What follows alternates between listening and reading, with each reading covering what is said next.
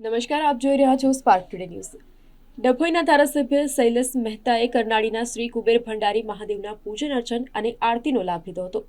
ડભોઈ મત વિસ્તારના યાત્રાધામ કરનાળીના શ્રી કુબેર ભંડારી મહાદેવના અનન્ય મહાત્મ્ય અને દાતા ઉપર ભરોભાર શ્રદ્ધા ધરાવતા ડભોઈના ધારાસભ્ય શૈલેષ મહેતા પ્રતિ માસ એકાદશીની તિથિએ કુબેર દાદાના દર્શન પૂજનનો લાભ લેતા રહ્યા છે। ત્યારે આજ રોજ માગસર વદ સફલા એકાદશીના પાવન દિવસે તેઓએ પરિવારની સાથે કુબેર દાદાની પૂજન અર્ચન અને આરતી કરી ભોલેનાથના ચરણોમાં પ્રાર્થના કરી હતી।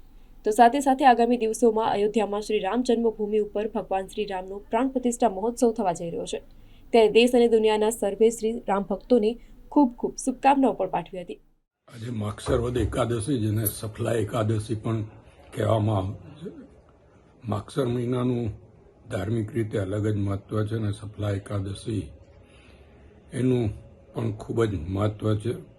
ત્યારે આજે વર્ષોની પરંપરા મુજબ વદ એકાદશીના દિવસે કુબેર દાદાની પૂજા અર્ચના, અભિષેક અને આરતી એ કરી અને સમગ્ર ડભોઈ વિધાનસભાના નાગરિકો માટે સુખાકારી માટેની પ્રાર્થના કરી। સાથે સાથે જ 22 જાન્યુઆરી 500 વર્ષ સુધી આપણે રાહ જોયા પછી ભગવાન રામ મંદિરમાં બિરાજવાના હોય ત્યારે આપણે માટે આપણી ખરી દિવાળી છે। 14 વર્ષના વનવાસ બાદ ભગવાન રામ જ્યારે અયોધ્યામાં પરત આવ્યા ત્યારે દિવાળી ઉજવવામાં આવી અને ત્યારથી આપણે દિવાળી ઉજવતા આવ્યા છે। પણ આ તો 500 વર્ષના ઇંતજાર, એની રાહ જોડાયા પછી ભગવાન રામ જ્યારે ભવ્ય મંદિરમાં બિરાજમાન થઈ રહ્યા હોય ત્યારેનો દિવસ એ આપણા તમામ હિન્દુઓ માટે દિવાળીનો દિવસ છે।